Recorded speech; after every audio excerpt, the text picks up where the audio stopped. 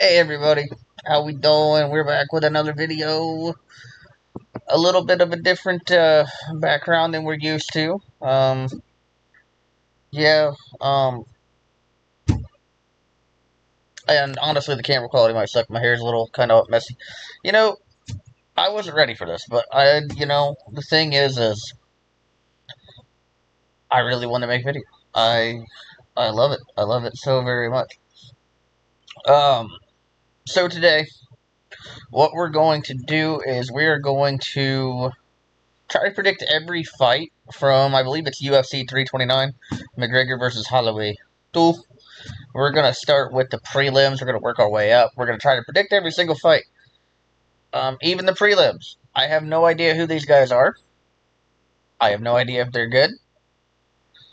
Oh, let me rephrase that. I think I've seen a few names actually on here, so, shout out to them. Shout out to them.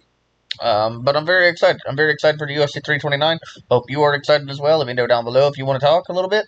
Let's talk some UFC kind of fun stuff. Yeah, shut up, Cody. All right. So without further ado, let's dive right into it. So the first fight, it looks like it's going to be an Alessandro Costa. He is 16-5, taking on Cody Durden, who is 18-1 in the flyweight division. Uh, so, and of course, these prelim fights, these are guys that can end up being really big names in the sport if they, keep working hard and keep doing a really good job. But I think I'm going to go with Alessandro Costa on this one. 16-5, Cody Durden, he kind of seems like a little bit of a journeyman fighter. And absolutely could be absolutely wrong, and he just dust him, but I'm excited to watch the fight either way. So I'm going to give that one to Costa. I think he'll take the W on that one. In the middleweight division, we have Ryan Gondra. He will be taking on Zachary Reese. Ryan Gondra is 9-1 versus Zachary Reese is 10-3. This could be a pretty close fight in that middleweight division, man. It kind of seems like it's going to be all over the place. I'm going to take the red corner again in this one. I believe. I think I'm going to take a Ryan Gondra on this one. Again, I'm not too familiar with these fighters, but I'm going to go with the guy with the better record, I think, on this one, and we're going to lock him in there. Guess I have to click something. Woohoo! Yeah. Okay, so we have a bantamweight fight. Farid Basharat. He is 15-0. He'll be taking on John Garza, who is 6-1. Hopefully, I did not mess that name up too completely bad. I feel really horrible if I did. I think I'm going to go with the red corner again in this one. I mean, he's a 15-0 fighter. The guy, he racks up wins constantly. John Garza seems like he's a little bit not seasoned. He's 6-1. So he probably has a little bit of work to do to climb himself up to the top rankings and all that other fun jazz. We'll take Farid in this fight. Why not? In the middleweight division, we have Damian Panaz versus Cesar Almeida. Hope I said your name right as well. Damian Panaz is 9-1 versus Cesar Almeida, who is 7-2. I am gonna, I'll take a swing for the fence. I'll take the blue corner. We'll take Almeida to win this fight. Yeah, I'm not 100% sure. I'm not really too sure about who either of these guys are, so this should be interesting to watch. In the women's flyweight division, now here's one that I do know. Tracy Cortez, she is 12-3. She'll be taking on Wong Kong, 9-1. Tracy Cortez is very viral for different reasons. Very pretty woman. Shout out to her. Love her, I guess. I think I'm going to go ahead and take the blue corner. I think I'm going to take Wong Kong on this one. I do think this should be a pretty good fight, to be honest with you, because Tracy Cortez usually does put on a fairly decent fight. But I'll take the blue corner in this one. I think Wong Kong is going to be... Just seems like she would be a problem, to be completely honest with you, because we just know how good Zhang Weili is. So, kind of same kind of background. That's what I'm going with here. All right. And I believe now we are in the prelims, but not the prelims, right? Not the Fight Pass prelims, but different prelims. Luke Riley in the featherweight division, he is 13-0. He'll be taking on Kai Kamaka, who is 18-7-1. Seems like the kind of fight that they kind of book to hope that Luke Riley will get it done. So I'm gonna take Luke Riley on this one. I don't know if it'll be decision, knockout, submission. I think any way, shape, or form, Luke Riley is going to go out there and get himself a win in that featherweight division. Who, to be honest, that could be wide open right now. So maybe he'll work his way up. A bantamweight fight. We got Cody Garbrandt, the former UFC bantamweight champion of the world, 15-7, taking on Adrian Yanez, who is 17-6-1. That's the crazy thing is Garbrandt is a former UFC bantamweight champion. Adrian Yanez was a top prospect at one point. I know I've even watched a couple of his fights, and I was a big fan. My problem is I think Cody Garbrandt at this point is just kind of on the downswing, and it sucks to say, and hopefully that you know he's made plenty of money because the guy has been fun. He's been fun to watch. The fight he had with Dominic Cruz was absolutely insane. Had really good fights with Pedro Munoz. Obviously, both fights with TJ Dillashaw were really fun to watch. I'm going to take Adrian Yanez to get this one. Why not? In the heavyweight division, we are going to have Gable Stevenson, 3-0, the former U.S. Olympic champion, if I remember correctly, or is he just a national champion? He might just be a national champion, but he will be taking on Alicia Ellison, who is 5-2. So here's the thing, kind of like with Bo Nickel, what you're doing is Gable Stevenson is now in the UFC. What we are trying to do is go ahead and build him up. So I think Gable Stevenson is going to take this win. I don't know how he looks on the feet. I haven't actually watched his fight, so I could definitely be bugging on this one. But I'm going to take Gable Stevenson by... Let's go with decision. I'll take Gable Stevenson to get this one by decision. Okay, now in the light heavyweight division, we have Nikita Krylov, who is 31-11, versus Bobby Knuckles, Robert Whittaker, the former UFC middleweight champion of the world, who is 27-9. Okay, so Robert Whittaker, he used to fight at the welterweight division, and he flew up to the middleweight division, ended up working his way to being the UFC middleweight champion of the world, fought Yoel Romero a few times, obviously lost his belt to Israel Adesanya, who was on just a historic run at that point.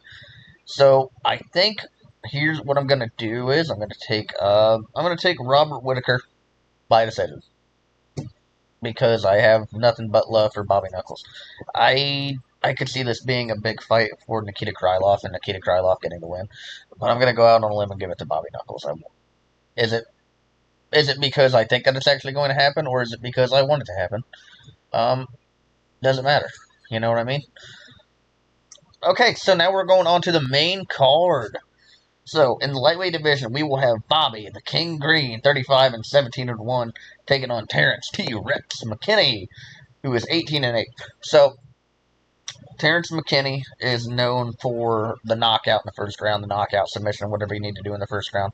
Does not have a lot of stamina. Bobby the King Green, he is a very durable fighter, and he's also just really fun to watch, just overall in general.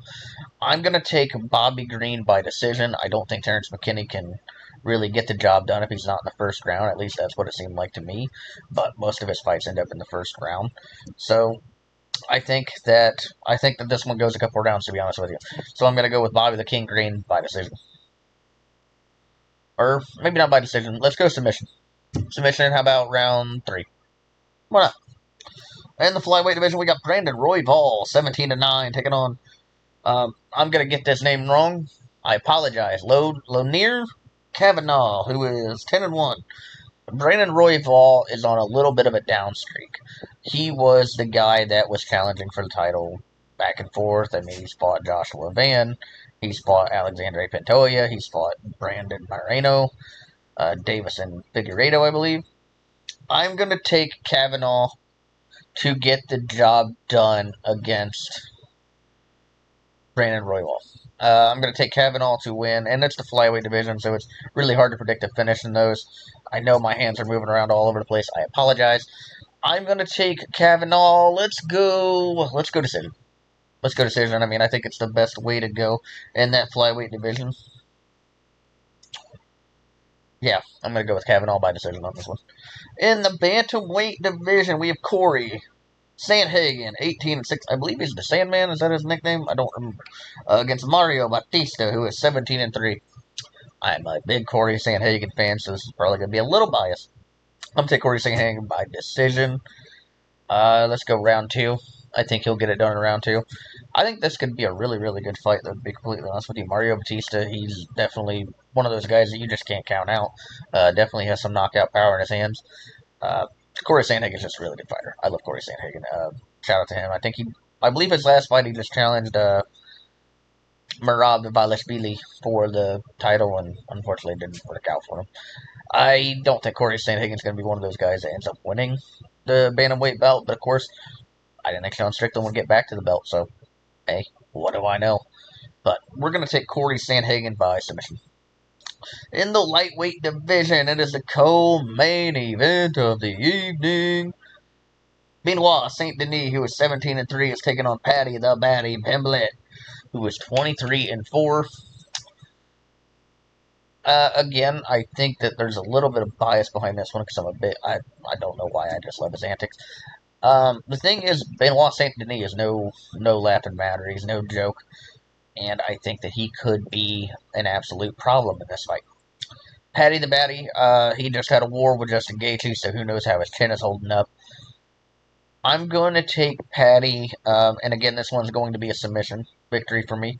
I'm going to take Patty the Batty by submission and probably round 2 or 3. I'll lock in 3. I don't know. I don't think he can knock Benoit Saint Denis out. I'm going to be honest with you. So that's why I'm going to have to go submission here. Because it'd be boring if I picked decision and the main event, So, yeah. Shut up. Okay. In the main event of the evening, we have Conor, the notorious Conor McGregor, 22-6, taking on Max Blessed Holloway, who is 27-9. This is a welterweight fight. If I didn't mention it, it's going to be a 5-round fight, obviously. Conor has obviously not been fighting in a while. The last time we saw him, he broke his leg against Dustin Diamond Poirier, who was busy trying to fight people in Louisiana. Max Holloway, on the other hand, I believe his last fight was a loss to Charles Oliveira by submission, if I remember correctly. Or was it decision? I don't know. I know it wasn't a very exciting fight. The thing is, I think Conor McGregor's layoff is going to catch up to him. And he's also lost 2 of his last 3, because I believe he lost 2 fights in a row to Dustin Poirier. When it comes to Max Holloway, I think Max Holloway wins by knockout. I think he wins by TKO. I think he's going to have a little bit more juice in the tank. I think his cardio is going to be there. And, of course, I haven't seen Conor in a while, so Conor's cardio could have gotten better. His knockout power is obviously still going to be there. But I think Max Holloway is going to take a TKO in round 4. I think that this is going to be an insanely fun fight to watch. I'm very excited to watch it. I hope you are as well. Of course, if you don't agree with my predictions, of course you can leave them down below. Let me know some things about these prelim fighters. If you know and I do not, that'd be cool. Either way, regardless, guys, I am so happy you're here. Hopefully the quality is not too trash. But either way, regardless, I appreciate having y'all here. Hope you have a wonderful rest of your day. Make sure to leave a like. Make sure to leave a comment. Make sure to leave a subscribe. And I'll see you on the next video, my friends.